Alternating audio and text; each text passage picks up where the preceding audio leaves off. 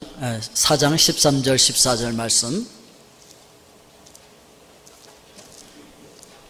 우리 함께 합독하겠습니다. 예수께서 대답하여 이르시되 이 물을 마시는 자마다 다시 목마르려니와 내가 주는 물을 마시는 자는 영원히 목마르지 아니하리니 내가 주는 물은 그 속에서 영생하도록 솟아나는 샘물이 되리라. 아멘. 우리 함께 기도하겠습니다. 사랑의 아버지 하나님, 오늘 귀한 말씀을 저희들 합독하였습니다. 말씀과 함께 역사하실 성령님을 기대합니다. 예수님의 이름으로 기도하옵나이다. 아멘. 하나님께서 우리에게 성경을 기록해 주신 이유가 무엇이냐면 그 성경을 통하여서 예수 그리스도를 믿고 우리 영혼이 구원받아서 영원히 하나님과 함께 살게 하기를 원하시는 거죠. 그러니까 우리가 영생을 얻기를 원한다는 거죠. 그래서 오늘 여러분들 죽으면 영원한 천국에 가실 확신이 있으십니까? 예, 그 확신과 함께 오늘을 살아가는 이 순간에 지금 우리가 그 영생을 누리고 있어야 된다는 것이죠. 오늘 그 영생을 누리고 계신가요? 요한복음 5장 39절에 보니까 너희가 성경에서 영생을 얻는 줄 생각하고 성경을 연구하거니와 이 성경이 곧 내게 대하여 증언하는 것이니라. 그렇게 이 성경 자체는 예수 그리스도에 대해서 증언하고 있다는 것이죠. 그러니까 성경을 볼 때는요, 우리 예수 그리스도의 안경을 끼고 성경을 봐야 되는 거예요. 즉 예수 그리스도의 생명의 안경을 끼고 성경을 봐야 성경이 바로 이해되어질 수 있다라고 하는 것이죠. 그렇기 때문에 성경을 볼 때 도덕적인, 윤리적인 선과 악의 안경, 즉 율법의 안경을 끼고 성경을 읽으면 성경을 제대로 이해할 수가 없게 되어진다는 것이죠. 그래서 요한복음 14장 6절에 보니까 예수께서 이르시되 내가 곧 길이요 진리요 생명이라고 말씀하셨잖아요. 그 예수님이 생명 자체라고 말씀하신 그 생명의 안경을 끼고 예수 그리스도의 안경을 끼고 성경을 봐야 우리는 성경을 올바로 이해할 수가 있게 되어집니다. 그 예수 그리스도께서 이 땅에 오셔서 우리를 위해서 십자가에서 죽으시고 부활함으로 말미암아 우리 구원을 완성해 주셔서 우리 영혼의 질병을 치료하셨고 죄를 해결하셨다는 얘기예요. 마음의 질병을 치료하셨어요. 여러분 마음이 아프신 분들 계십니까? 슬프고 좌절되는 분들 계십니까? 이거 예수님 치료하셨어요. 육체도 치료하셨어요. 그가 책시게 맞으면 우리가 나음을 얻었도다 말씀하셨으니까. 그래서 예수님께서 이걸 완성하셨기 때문에 십자가 위에서 죽으시면서 마지막으로 다 이루었다라고 외치신 것이었었죠. 이걸 누리는 자들이 영생을 누리는 자들이라는 거예요. 여러분 천국에 가면 다시 아프지 않습니다. 육체의 질병 때문에 병원 갈 일이 없습니다. 예, 마음이 슬프고 괴롭고 좌절하고 죽고 싶고 뭐 그런 마음 절대로 없습니다. 왜냐하면 다 치료되고 다 회복되었기 때문에. 우리 다시 타락할까봐 뭐 두려워 떨고 그럴 이유도 없습니다. 왜냐하면 우린 다시는 타락할 가능성이 없는 완전히 죄 문제에서 해방되어진 그런 치료를 받고 회복이 되었기 때문에. 그렇게 영원히 기쁘고 즐겁고 행복을 누리며 사는 삶, 그게 하나님과 영원히 사는 행복한 영생이라고 이야기하는 거예요. 물론 이 땅에 살면서도 우리는 그 천국의 영생의 기쁨을 누려야 되죠. 완성되어지진 않았어요, 아직 이 땅에서. 그렇지만 부분적으로 우리는 그 천국을 맛보고 살아야 된다는 것이죠. 그래서 영생을 여기서부터 누리자라고 제가 강조하고 있는 것이잖아요. 자, 옆 사람과 얘기합시다. 우리 영생을 여기서도 누립시다. 아멘? 물론 완벽하진 않아요. 여기서 누리는 천국이 완벽하진 않지만, 그러나 영원한 천국에 가면 이게 완벽할 거예요. 그렇다고 해서 나는 거기 가서만 누릴 거야 라고 하지 말고 이 땅에서부터 우리가 누려야 된다는 거죠. 어떻게? 믿음으로 누릴 수 있다는 것이죠. 그러니까 믿음이 없는 분들은 믿음을 달라고 오늘 기도하십시오. 하나님, 저도 그 천국을 이 땅에서부터 누리고 싶어요. 자, 이렇게 우리 구원을 완성해 주실 메시아 예수 그리스도를 하나님께서 보내시겠다고 약속하셨고, 그 메시아를 아브라함의 후손을 통해서 보내시겠다고 약속하셨단 말이에요. 창세기 12장 2절 3절에 보니까 내가 너로 큰 민족을 이루고 내게 복을 주어 내 이름을 창대하게 하리니 너는 복이 될지라. 너를 축복하는 자에겐 내가 복을 내리고 너를 저주하는 자에겐 내가 저주하리니 땅의 모든 족속이 너로 말미암아 복을 얻을 것이라 하신지라. 이건 아브라함 당대의 복을 얘기하는 게 아니죠. 당대의 복을 받으려면 그냥 자기 고향에서 그냥 편안하게 살면서 뭘 주는 게 그 복이지, 그 생고생을 하면서 이방 나그네로 가서 뭐 위협을 무릅쓰면서 그렇게 사는 게 복입니까?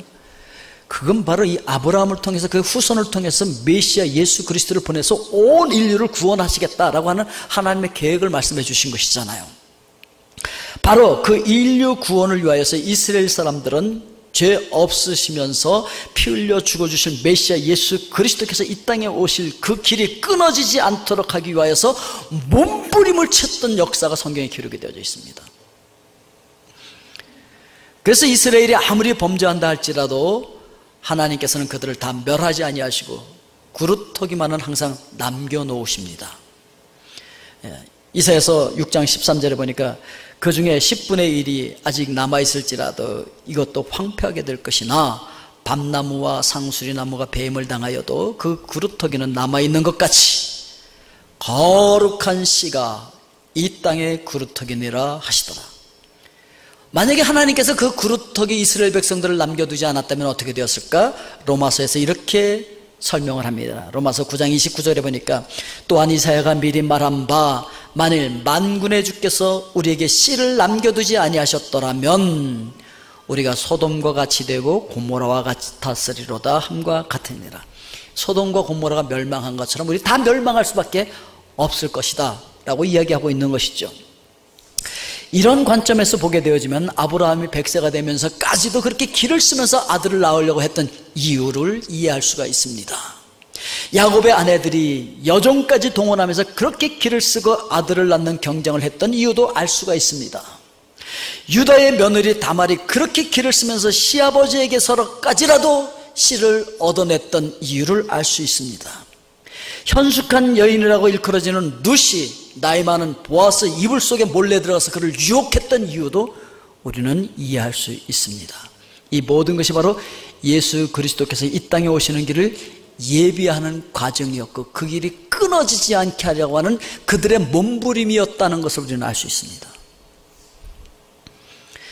그래서 실제로 그렇게 몸부림쳤던 사람들이 다 예수님의 계보에 들어가는 거예요. 마태복음 1장에 보면은. 네. 그렇게 노력했기 때문에 그들의 후손으로 예수 그리스도께서 이 땅에 오셨으니까. 그래서 이스라엘 여인들은 시집갈 때 여종을 데리고 갑니다. 왜냐하면 만일 자기가 남편의 씨를 받지 못해서 아들을 낳지 못하면 여종으로 하여금 대신 씨를 받아서 예수 그리스도께서 오시는 길을 끊어놓지 않기 위하여서 그들은 여종을 데리고 갑니다. 또한 하나님께서도 예수 그리스도께서 이 땅에 오시는 길이 끊어지지 않도록 하기 위해서 계대 결혼법을 세워주셨죠. 율법을 그렇게 주셨어요. 아예 신명기 25장 5절부터 보면 형제들이 함께 사는데 그중 하나가 죽고 아들이 없거든 그 죽은 자의 아내는 나가서 타인에게 시집가지 말 것이요 그의 남편의 형제가 그에게로 들어가서 그를 맞이하여 아내로 삼아 그의 남편의 형제된 의무를 그에게 다 행할 것이요 그 여인이 낳은 첫 아들이 그 죽은 형제의 이름을 잊게 하여 그 이름이 이스라엘 중에서 끊어지지 않게 할 것이니라. 그러니까 성경을 볼 때요 윤리, 도덕, 율법적인 그런 눈으로 보고 그런 잣대로 재면요 큰 오류를 범할 수 있어요. 세상에 어떻게 그런 일이 있을 수 있대. 그래서 며느리가 시아버지와 뭐 이렇게 얘기하면 이게 아주 곤란해지는 거죠. 세상에 새패란 그 어떤 며느리가 와갖고서 그냥 시할아버지 까면 그냥 그 늙은이 그냥 입을 들치고 그들 말도 안 되는 얘기가 막 써 있는 거예요 성경에. 그러니까 그렇게 보면 안 된다는 거죠 성경을. 오늘 우리가 얘기하고 싶은 사마리아 지역의 이 수가라고 하는 동네에서 야곱의 운물 곁에서 일어난 일, 예수님과 어떤 여인의 만남을 이야기하려고 합니다. 6절 말씀에 거기 또 야곱의 운물이 있더라. 예수께서 길 가시다가 피곤하여 운물 곁에 그대로 앉으시니 때가 6시쯤 되었더라. 이 6시를 유대 시간으로 계산하면요 정오, 낮 12시예요 많은 사람들이 이렇게 해석하고 싶어 하죠. 그런데 요한은 그때 당시에 그 유대 시간으로 기록한 것이 아니었다라고 우리가 미뤄서 생각해 볼 수 있어요. 그 당시에 이미 로마가 세계를 정복하고 있었고 그리고 그리스 문화권 속에 있었고 그러했기 때문에 그들이 사용하던 보편적인 시간을 지금 사용하고 있다라고 생각되어집니다. 그렇다고 한다면 로마식 계산으로는 오후 6시입니다. 그리고 뜨거운 낮을 피해서 저녁에 물을 깃는 것이 그 당시에 일반적인 관습이었었습니다. 창세기 24장 11절에 보니까 그 낙타를 성박 우물 곁에 꿀렸으니 저녁 때라 여인들이 물을 기르러 나올 때였더라. 저녁 때 물을 깃는 것이 그 당시에 관습이었다는 것이죠.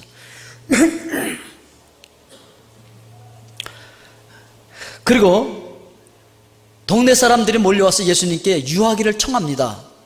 40절에 보니까 사마리아인들이 예수께 와서 자기들과 함께 유하기를 청하니 거기서 이틀을 유하시매. 묵고 가세요. 이미 날이 저물었어요. 그런 의미가 아니겠습니까? 그런 걸로 봐서 지금이 6시로 보는 것이 더 맞다라고 하는 것이죠. 그런데 많은 사람들이 이 여인에 대해서 부정적인 안경을 쓰고 평가를 하기 때문에 잘못된 평가를 내릴 수 있죠. 남편이 5씩이나 있었어? 그리고 또 바꿔서 또 새로운 남편이 있어? 근데 그것도 지 남편이 아니야? 이런 식으로 생각하니까 와, 이거 완전히 창렬세? 얼마나 부끄러웠으면 뜨거워서 사람들이 못 나오는 12시에 나와서 물을 길렀을까? 라고 자연적으로 그렇게 생각하는 거죠. 왜? 안경을 잘못 쓰고 있으니까. 오늘 등장하는 이 사마리아 여인에 대해서 그렇게 율법적으로 육신의 생각과 마음으로 성경을 보게 되면 이 여인은 한량없이 불량한 창녀 같은 여인이었습니다. 그러나 이 여인과 예수님의 대화 내용을 보면 신앙에 관한 얘기를 하고 있는 거예요. 만일 이 여인이 창녀였었다고 한다면 동네 사람들은 이 여인의 말을 절대 듣지 않았을 것입니다. 감동도 받지 않았을 것입니다. 가까이 하려고 하지도 않았을 거예요. 그런데 28절부터 보니까 이렇게 기록하고 있습니다. 여자가 물동이를 버려두고 동네에 들어가서 사람들에게 이르되 내가 행한 모든 일을 내게 말한 사람을 와서 보라. 이는 그리스도가 아니냐 하니 그들이 동네에서 나와 예수께 오더라.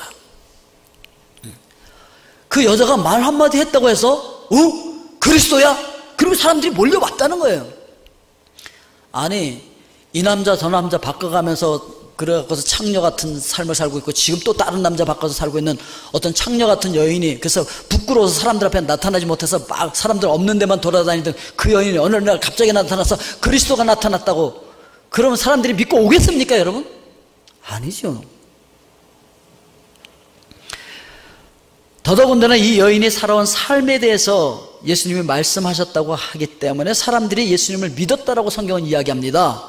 39절에 보니까 여자의 말이 내가 행한 모든 것을 그가 내게 말하였다 증언하므로 그 동네 중에 많은 사마리아인이 예수를 믿은지라. 이 여인이 동네 사람들한테 뭐라고 얘기했냐면 내가 지금까지 살아온 삶을 그가 말을 했어. 그 말을 듣고서 동네 사람들이 그럼 그분이 그리스도네, 그걸 믿었다는 거예요. 와서 좀 이상하지 않아요, 여러분? 만약에 이 여인이 창녀였다고 한다면 내가 지금까지 살아온 부끄러운 삶 있잖아, 남자 막 바꿔가면서 살아왔던 그 삶을 그분이 얘기한 거 보니까 그리스도야, 그걸 얘기했다고 그분을 그리스도라고 금방 믿고 사람들이 몰려오겠냐 말이죠. 아니었다는 거죠. 그럼 뭔가가 있다는 거죠. 뭔가가 이 여인의 삶에 뭔가 다른 무엇이 있었다는 얘기죠. 그렇다고 한다면 이 여인은 다말이나 룻처럼 믿음이 좋은 여인이었다는 것이죠. 왜냐하면 그 여인이 말하는 걸 동네 사람들이 듣고 믿어버렸으니까. 그러니까 어떻게 하든지 그리스도가 오시는 길을 끊어지지 않게 하기 위하여서 철저하게 율법을 지키면서 하나님의 말씀을 지키며 살았던 여인이었다는 것이죠. 다시 말씀을 드리면 첫 번째 남편에게서 아들을 낳지 못해서 두 번째 형제에게 들어갔는데 그에게서도 또 아들을 낳지 못해서 세 번째 형제에게 남편 삼아서 들어갔는데 또 아들을 낳지 못하고 네 번째 들어갔는데 또 아들을 낳지 못하고 다섯 번째 들어갔는데 또 아들을 낳지 못해서 이제 여섯 번째 들어갔는데 아직도 아들을 낳지 못했다. 그 당시에는 가서 아들을 못 낳으면요 아내로 인정이 안 되고 남편으로 인정이 안 되는 때예요. 그러니까 남편이 아닌 거예요. 왜? 씨를 못 받았으니까. 그러니까 이 여인은 철저하게 율법을 지켜서 하나님의 뜻을 이루기 위해서 몸부림을 쳤던 여인인 거죠. 하여튼 나는 그렇게 하기 싫어도 하나님의 말씀이니까, 하나님의 율법이니까, 하나님께서 주신 계대법이니까 이 계대법을, 이 계대결혼법을 지켜서 나는 메시아가 오는 그 길을 끊어놓지 않을 거야. 그 길을 예비할 거야. 그리고 몸부림치면서 그 율법을 지키고 있었던 것이죠. 뿐만 아니고 이 여인은 예배에 대해서 굉장히 관심이 많았고 예배를 드리고 있었던 여인이었어요. 그 당시에 유대인들은 사마리아 여인들을 상종하지 않았었죠. 여인뿐만 아니라 사마리아 사람은 상종하지 않았어요. 그래서 9절 말씀 하반절에 보면 유대인이 사마리아인과 상종하지 아니함이로라. 유대인들은 왜 상종하지 않았습니까? 아수르에 의해서 북이스라엘이 BC 722년에 멸망한 이후에 사마리아인의 혈통이 순수성을 상실하게 되어지죠. 열왕기하 17장 24절에 보니까 아수르 왕이 바벨론과 구다와 아와와 하맛과 스발와임에서 사람을 옮겨다가 이스라엘 자손을 대신하여 사마리아 여러 성읍에 두매 그들이 사마리아를 차지하고 그 여러 성읍에 거주하니라. 그래서 그냥 혼혈 정책을 쓰므로 말미암아 이스라엘 백성들의 그 피가 다 섞여버렸어요. 그러니까 유대인들은요, 남유다 왕국에서는 그 북이스라엘에 살고 있는 사람들을 완전히 사람 취급도 안 했던 거예요. 상종을 하지 않았다는 것이죠. 그러니까 원래는 예루살렘에 있는 그 성전에 가서 예배를 드려야 되는데 갈 수가 없는 거예요. 상종을 하지 않으니까. 그래서 할 수 없이 북이스라엘에 있는 사람들은 그리심산에다가 성전을 세우고 거기서 예배를 드리고 있었던 것이죠. 그래서 20절 말씀에 보니까 우리 조상들은 이 산에서 예배하였는데 당신들의 말은 예배할 것이 예루살렘에 있다 하더이다. 그러니까 이 여인은 굉장히 예배에 관심이 많아요. 예배 드리고 있으면서도 정말 진정한 예배에, 정말 하나님께서 기뻐하시는 예배를 드리고 싶었던 거예요. 그래서 진짜 어디 가서 어떻게 드리는 예배가 진짜 드리는 예배인지 물어보고 있는 것이죠. 그러니까 굉장히 예배에 관심이 많았어요. 오늘 여러분들 예배에 관심이 많아서 오늘 나오셨죠? 그래서 이 여인은 예배를 드릴 뿐만 아니라 철저하게 메시아를 기다리면서 그 길을 준비하고 있었던 여인이에요. 예배만 그냥 드리는 게 아니에요. 이 여인은요, 정말 메시아를 기다렸어요. 정말 그리스도를 기다렸어요. 정말 예수님을 만나기를 원했어요. 여러분, 메시아를 기다리십니까? 정말 그분을 만나기 원하십니까? 이 여인은 그랬다니까요. 25절 말씀을 보니까 여자가 이르되 메시아 곧 그리스도라 하는 이가 오실 줄을 내가 아노니 그가 오시면 모든 것을 우리에게 알려주시리이다. 그러니까 이 여인은 메시아를 기다리고 있었어요. 그리스도를 기다리고 있었다고요. 무슨 창녀가 그리스도를 기다리고 있었겠어요? 아니었거든요. 철저하게 하나님의 말씀을 지키면서 율법을 지키면서 예수 그리스도가 오시는 길을 끊어놓지 않으려고 몸부림치고 있으면서 정말 간절히 메시아를 기다리고 있었던 예배하는 여인이었다는 것이죠.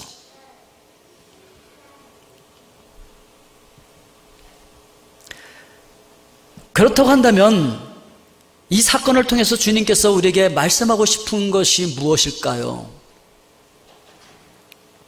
이 여인은 지금 야곱의 샘에서 물을 길어 마시고 있었습니다. 야곱은 이스라엘로 바뀌잖아요, 이름이. 하나님께서는 그 이스라엘에게 율법을 허락해 주셨죠. 이 여인이 야곱의 샘에서 물을 길어서 마시고 살았다는 것은 지금 율법으로 살고 있었다는 얘기죠. 지금까지 율법으로 살고 있는 거죠. 지금까지 율법을 철저하게 지키면서 몸부림치면서 살고 있는 것이죠. 13절 말씀에 예수께서 대답하여 이르시되 이 물을 마시는 자마다 다시 목마르려니와. 그러니까 율법의 행위로는 하나님의 율법을 지킬 수가 없다는 것을 이야기하고 있는 것이죠. 로마서 3장 20절 말씀에 보면 그러므로 율법의 행위로 그의 앞에 의롭다 하심을 얻을 육체가 없나니 율법으로는 죄를 깨달음이니라. 여러분, 율법을 잘 지켜서 율법을 완성하고 내가 의롭고 거룩하게 하나님의 뜻을 이룰 거야 라고 생각하고 거룩하게 살려고 하지만 안 된다라고 하는 걸 얘기해요. 그럴수록 우리는 아이고 나 죄인이구나, 율법 또 어겼네, 또 못 지켰네 라고 말할 수밖에 없는 존재들이라는 거죠. 율법은 죄를 깨닫게 된다는 것이죠.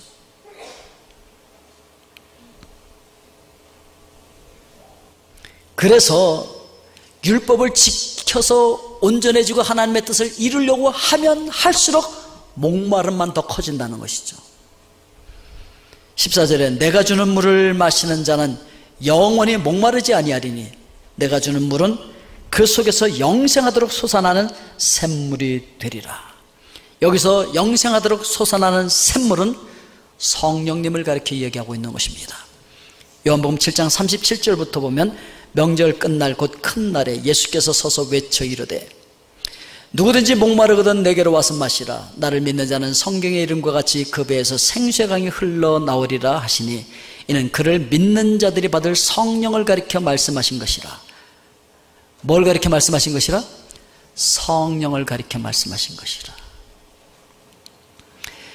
이제까지는 율법으로 살려고 그토록 노력을 하였었지만 이제는 내가 그렇게 몸부림치면서 기다려왔던 메시아 그리스도 그가 왔다는 거예요. 이제 그러니까 이제 더 이상 그 율법을 지키려고 몸부림치면서 목마름에 허덕이지 말고 이제부터는 성령으로 살라 라고 얘기하고 있는 것이죠. 즉 성령으로 살면 영생 곧 하나님과 함께 살 수 있는 것이죠. 그래서 10절 말씀에 보면 예수께서 대답하여 이르시되 내가 만일 하나님의 선물과 또 내게 물 좀 달라 하는 이가 누구인 줄 알았다면 내가 그에게 구하였을 것이요 그가 생수를 내게 주었으리라. 그러니까 예수 그리스도를 바로 알고 예수 그리스도에게 구하기만 하면 생수를 준다는 것, 즉 성령을 주신다는 거예요. 사도행전 2장 33절에 보니까 하나님이 오른손으로 예수를 높이시매 그가 약속하신 성령을 아버지께 받아서 너희가 보고 듣는 이것을 부어주셨느니라. 예수님께서 그 성령을 아버지께 받아서 부어주셨다요. 보내주시는 거예요. 그러니까 여러분 지금 이 여인에게 예수님께서 말씀하시잖아요. 네가 내가 누군 줄 알았다면 나한테 구했을 거야.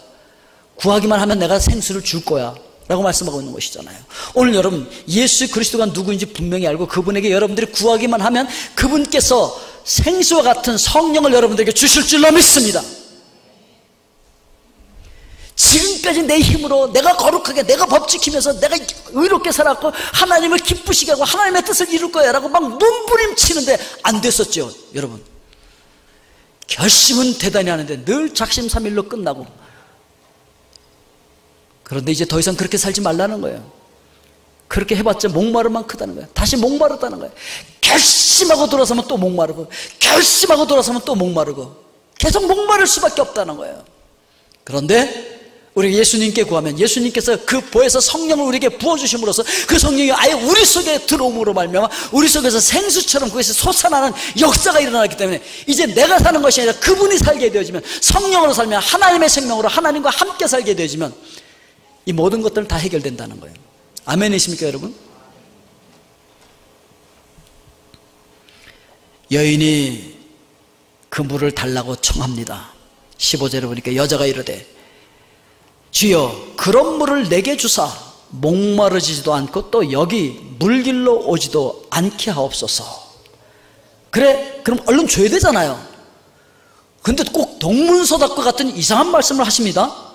남편을 불러오라 이렇게 말씀하시는 거예요. 17절 말씀 보니까 여자가 대답하여 이르되 나는 남편이 없나이다. 예수께서 이르시되 내가 남편이 없다 하는 말이 옳도다. 18절에 너에게 남편 5이 있었고 지금 있는 자도 내 남편이 아니니 내 말이 참되도다. 여러분 지금 이 여인이 남편 5명과 살았던 이유가 뭐였었다고요? 그리고 지금 또 다른 남편과 살고 있는 이유가 뭐라고요? 그건 바로 모세의 율법을 지키기 위해서 그랬던 거예요. 근데 지금 예수님께서 내 말이 참되도다 그 얘기는 뭐예요?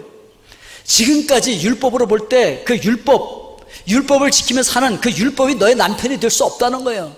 그와 함께 영원히 살 수도 없고 그렇게 해서 살 수도 없다는 거예요.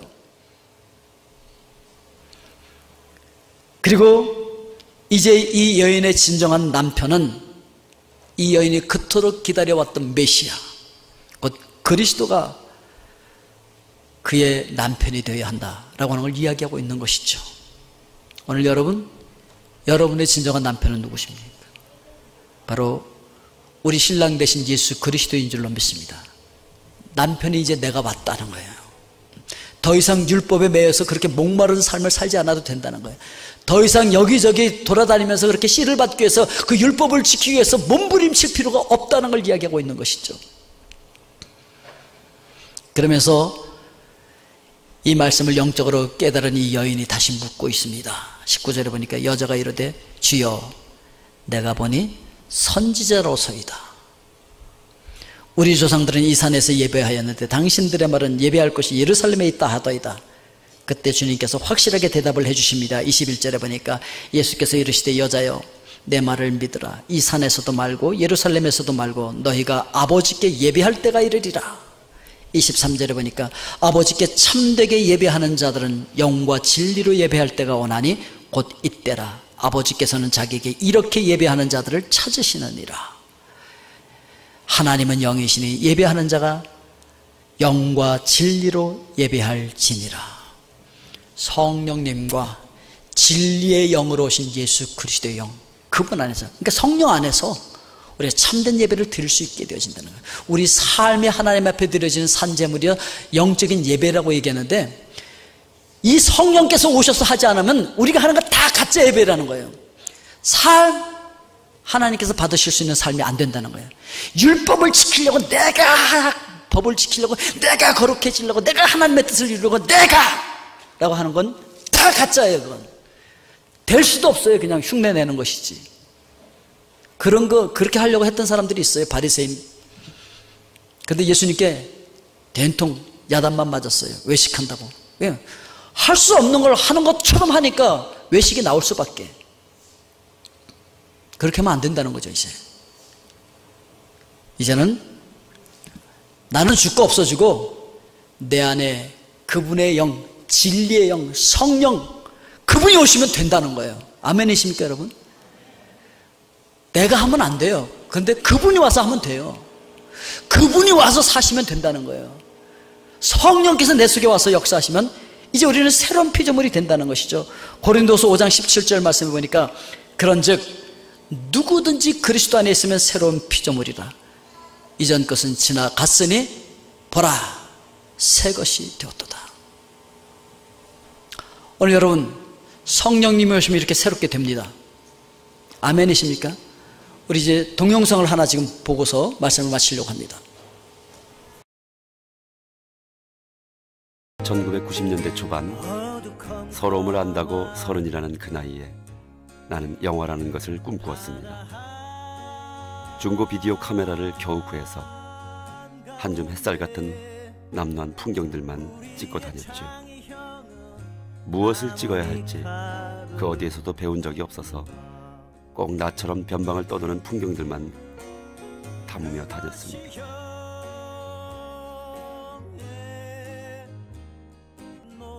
그 길 위에서 이 떠돌이 들깨와 운명적으로 조화하게 되었습니다. 왜 다 찍히냐? 다니는 교회 앞에서 담배를 피는 도발적인 자태. 내가 찍어도 돼? 얼굴? 마음대로 해, 마음대로.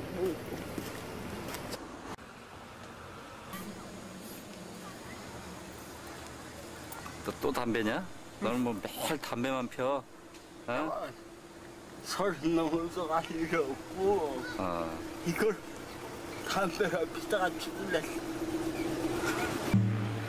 내가 지금은 뭐라 나이 기억나.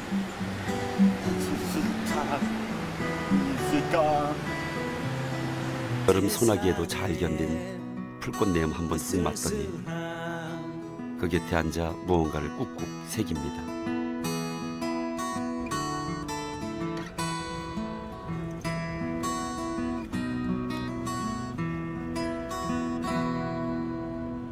재환이는 어떻게 시를 쓰게 되었을까요? 90년대 중반 어느 겨울 녀석은 새 발자국을 보더니 이상한 말을 짓거리기 시작했습니다. 나봐. 마치 그림 같아. 그림 같아? 이 세상 무슨 발자국 다 고향을 찾아서 가는 거야. 맞다. 나를 그렸다. 그리고 지하 같은 나를 그렸다. 재환이는 그날 시를 쓰고 싶다고 처음 말했습니다. 내 별명은 니크 진정이다. 하나님이 나 같은 놈 관심 가져줄까? 가져줄 수 있겠지. 여기 오면 수많은 분들이 날 반겨줘. 반갑다고.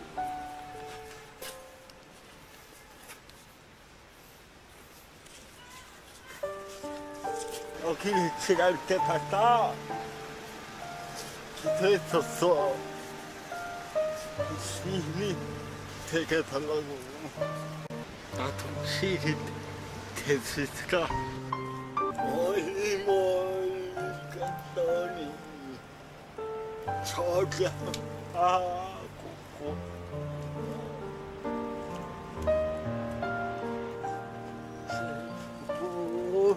왜 저기 아버지, 재환이에게 정말 관심이 있으시다면 시를 열어주세요.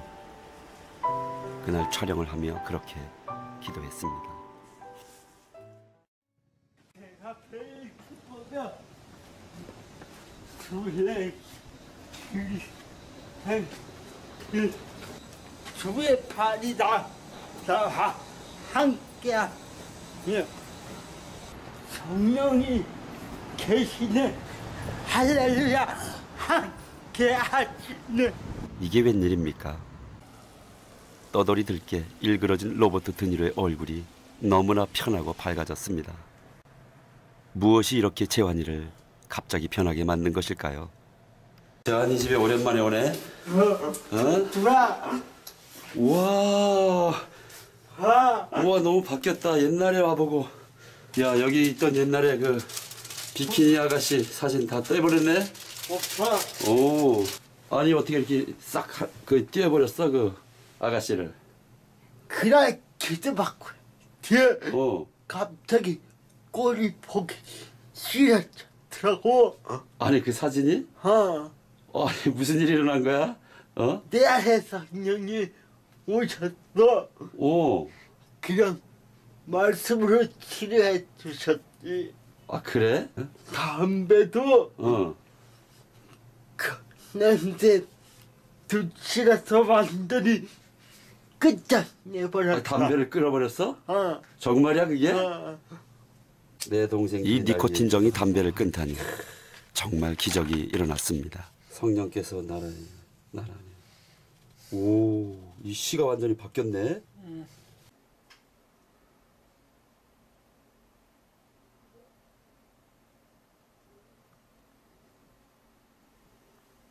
예전의 그 시들이 아닙니다. 성령이 오시면 담배 온통 성령님에 대한 하나님의 사랑에 대한 시들 뿐입니다. 우와, 어떻게 이런 일들이 가능해진 것일까요? 어느 날 작은 치유 집회에 재환이와 함께 갔습니다. 뒤틀리고 서러운 재환이의 그 몸이 주님의 능력으로 치유되기를 간절히 기도했습니다.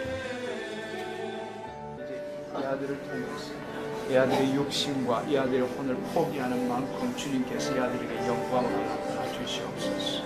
오늘 기업으로 준 것으로 글로리 존 그 후부터 재환이는 놀랍게 변했습니다. 내 글로리도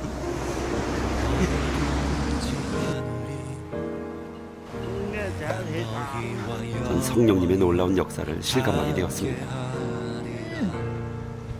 하나님 기다리가 야곱의 산타 기다리가 되게 주시오.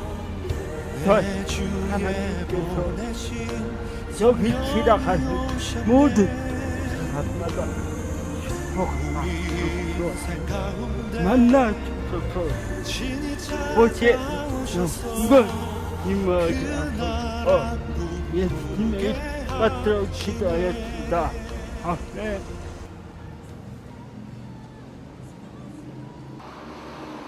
좋다. 기쁘다.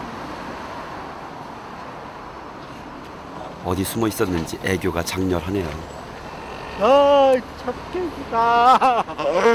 아버지 감사해요. 시들도 밝고 더 편해졌습니다.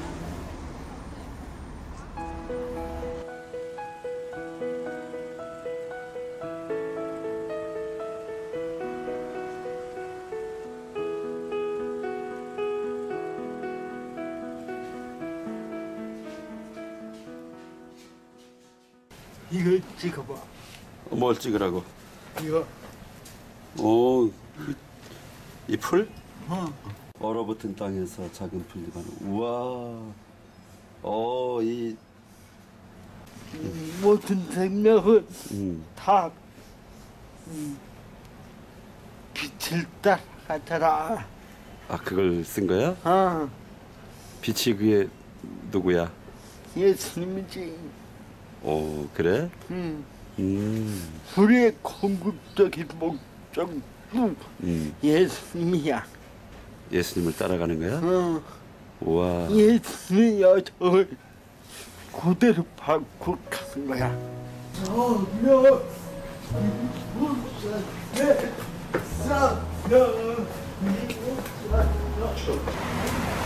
아이고, 이 추운데 어김없이 나와 있냐? 지금 나타. 지금 개시했다. 계시했어? 아이고, 좋아? 할렐루야다. 할렐루야야? 이야.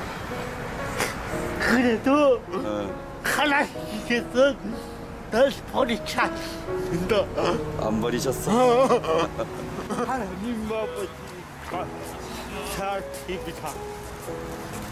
저를 나오게 주셨다 감사드립니다. 이천대 역사하여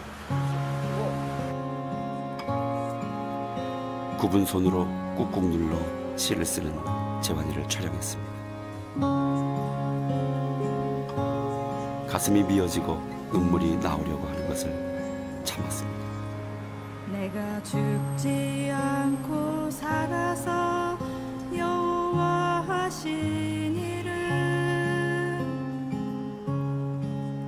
내가 죽지 않고 살아서 여호와 하신 일을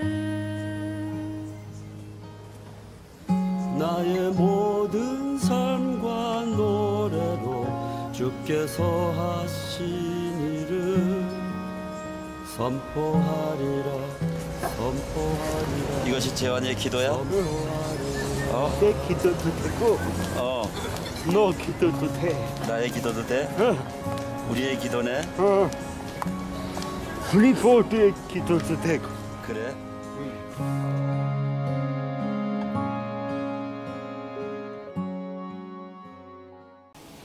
살 소망이 끊어지는 사람도 성령이 오시면 살 맛이 생깁니다. 그래, 살아야지. 내가 살아서 여호와의 영광이 되리라. 우리 눈을 감고 조용히 묵상합시다. 이 시간에 성령의 음성을 한번 들어보십시오. 지금 내 속에 그 성령님이 계십니까?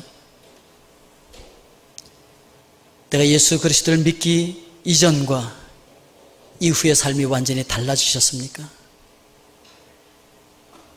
예수 그리스도의 영, 진리의 영, 거룩한 영, 성령이 오시면 우리는 새로운 피조물이 될 수밖에 없는 것입니다. 이전의 모든 삶이 정말 끝장날 수밖에 없는 것입니다. 난 그렇게 예수님을 만났습니까? 그 거룩한 성령님이 지금 내 안에 계십니까? 예수께서 대답하여 이르시되 이 물을 마시는 자마다 다시 목마르려니와 내가 주는 물을 마시는 자는 영원히 목마르지 아니하리니 내가 주는 물은 그 속에서 영생하도록 솟아나는 샘물이 되리라. 우리가 하려고 할 때는 계속 넘어지며 실패할 수밖에 없었습니다. 율법으로는 계속 갈증만 느낄 수밖에 없었습니다. 그러나 이제 우리 속에 영생하도록 솟아나는 성령의 샘물이 오시면 우리는 새로운 피조물이 됩니다. 내 힘으로가 아니라 그분의 능력으로 우리는 살아갈 수가 있습니다. 성령님, 이 시간 우리 가운데 찾아와 주시옵소서. 새로운 피조물이 되게 하여 주시옵소서.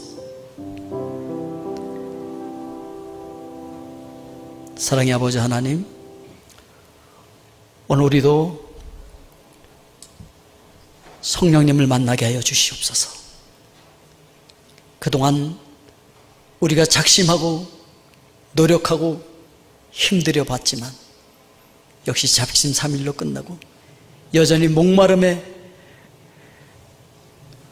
더 허덕였던 우리들, 이제 예수 그리스도의 거룩한 영, 진리의 성령이 우리 가운데 오셔서 우리를 인도해 주시고 이전의 삶과는 전혀 다른 삶을 살 수 있도록 성령이 우리 가운데 충만하게 임재하여 주시옵소서. 예수님의 이름으로 기도하옵나이다.